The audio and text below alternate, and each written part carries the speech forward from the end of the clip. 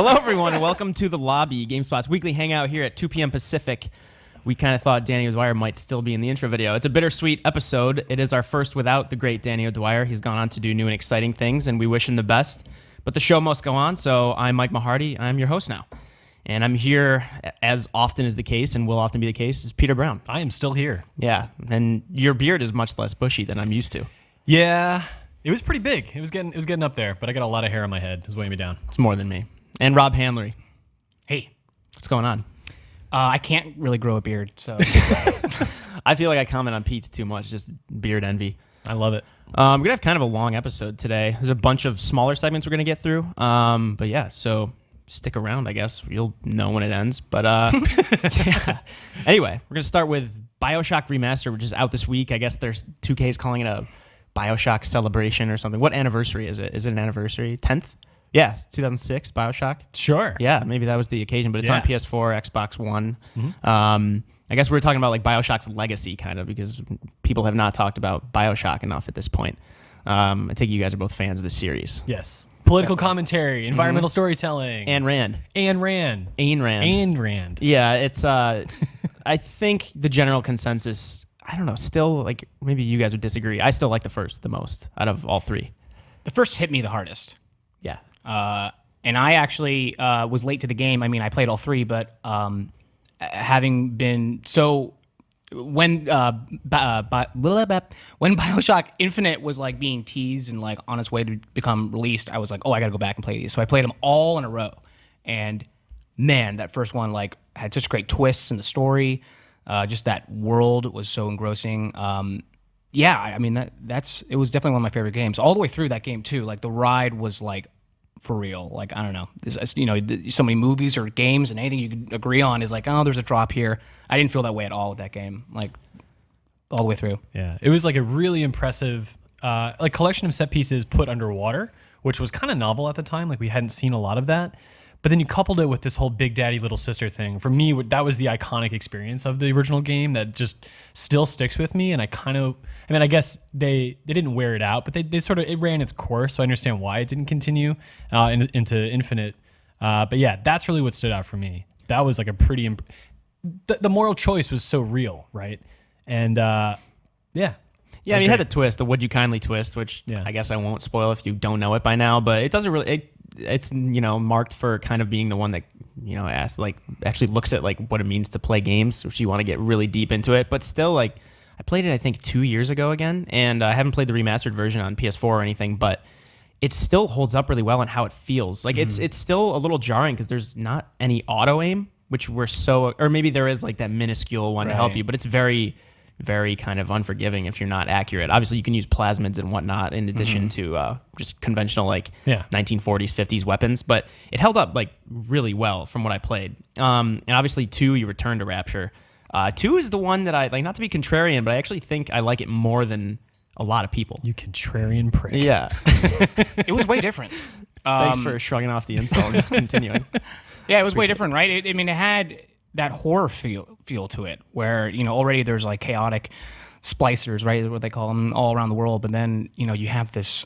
It's Big Sister, right? The one that stalks you the whole time. That every aspect of that character was terrifying. The noise, you knew when it was about to come after you. It would kick your ass. You felt like you were constantly uneased throughout that game. Yeah, the really cool thing and kind of disappointing, obviously the Big Sister shows up at set moments throughout Bioshock 2. The original plan was to, under 2K Marin, was to have her this like persistent threat that wasn't scripted.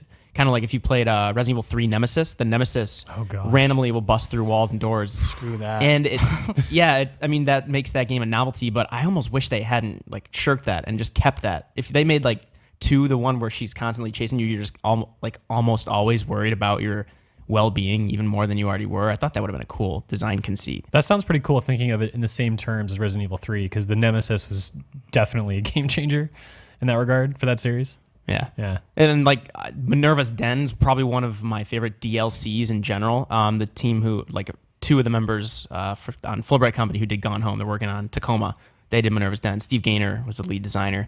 It's well worth playing. Bioshock 2 is well worth playing just to play Minerva's Den, but in terms of gameplay, Bioshock 2 was different in the way you could do like the Skyrim, a power in one hand, a weapon in the other as the Big Daddy, which was really fun. I think it's kind of underrated in terms of gameplay, and I thought it actually flows really well from like one combat situation to another, and how you combine weapons and how you use the powers to supplement them.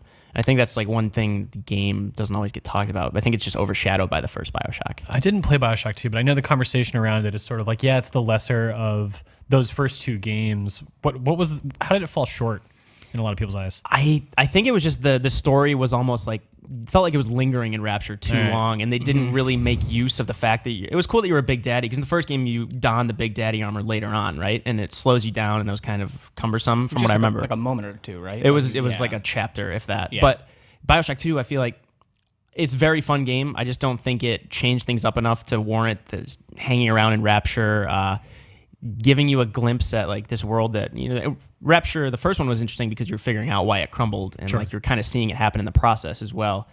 Bioshock 2, it had already done, it was just this decrepit underwater city, and it didn't really seem to be going anywhere the whole time. Although it is really fun from moment to moment. And then obviously 2013, Bioshock Infinite rolls around, and it's totally different. You're in Columbia, the flying city. You're in the sky. You're in the sky, yeah. You go from... what's the Gungan city called in Phantom Menace? Don't. I was waiting for someone to do the comparison. I had to throw it in there. Yeah.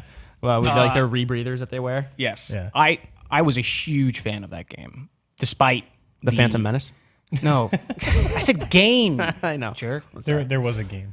Whatever. Yeah, I actually really like that game. I mean, visually, I actually like enjoyed that game a lot, and I felt it kind of got overshadowed with like the themes of like racism and all that stuff. Like, I mean, that people really didn't like that. I found it really interesting all the way through, and I thought the twist at the end was freaking crazy. That was a game where like I personally would put so much time. I think also because I played like it in like 2 sittings. Like I just went nuts on that.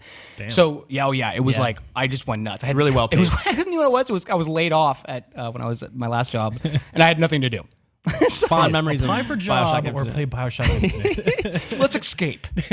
And so it was like 2 or 3 settings, and man, like that twist like had me thinking for a couple days. It was one of those moments. Like, there's movies and games in your life where you just like can't stop thinking about it. And I even was so frustrated with that ending that I immediately, and it frustrated in a good way. It was just like a really like curveball for me. I was so frustrated. I was like, I want to see it. I want to play it again. I immediately started playing again and realized I probably shouldn't. I should go eat or something like that.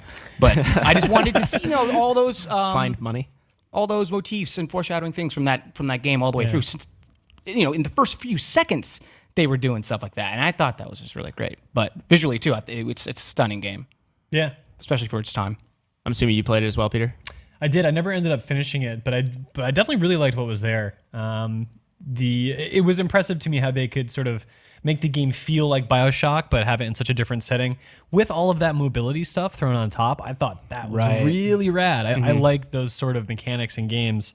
And it just married really well with Bioshock's style of shooting. Yeah. I can't remember why I didn't finish it. I got pretty far into it, though, and I definitely liked it. Yeah, is like the statute of limitations on spoilers up yet or no?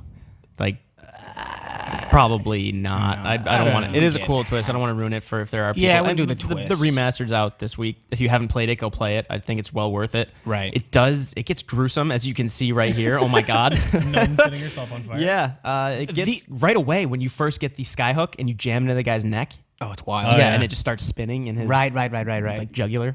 The one complaint I have about like pacing wise or like actual gameplay, I felt too overpowered toward the end. Maybe I was just playing a normal difficulty, but by the time you have all the different they're not plasmids, I forget what they're called in this. Tonics? Right. They did change the name. Yeah, and by the time you have like, I know Mary just the other day when she was here was saying she just spammed Murder of Crows. That one was to shoot crows at people. I like there's like an earthquake one, I think. I don't know, but then... Yeah, I mean, I understand that, and yeah, you could definitely feel that way. That's understandable, but I mean, if I'm doing crows all day, I'm gonna get bored, right? Yeah. You gotta change it up. Yeah. Sure. The thing that actually in that game I remember getting tired of was the element of you taking down those giant blimps.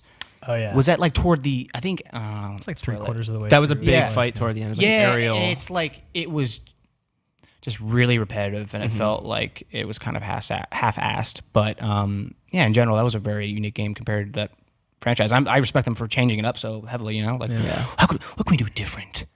Let's take this, guys. The world was weird though, because there was like a Coney Island area. It was kind of like, I don't know, 1940s Brooklyn almost. When the people lounging on the beach and whatnot.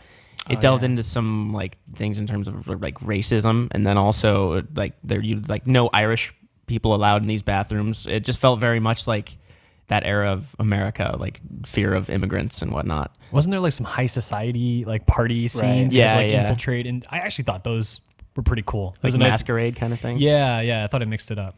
Yeah. This way. I don't know. I liked it. I thought the world itself was super weird and in a great way, and I think. Yeah, the logical direction to go after Rapture was up. Or maybe I guess the illogical direction. I don't know.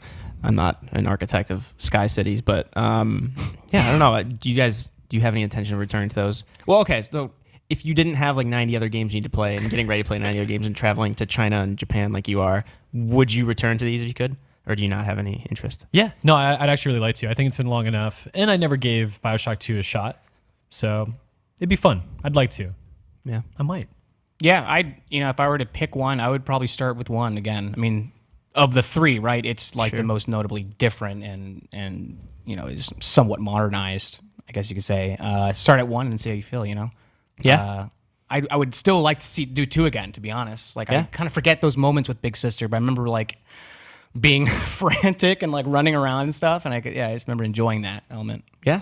Definitely. I think I kind of always want to play all those. They just feel too great. I love that vein of like the Looking Glass Studios vein of game, like Deus Ex kind of, not like Deus Ex, System Shock.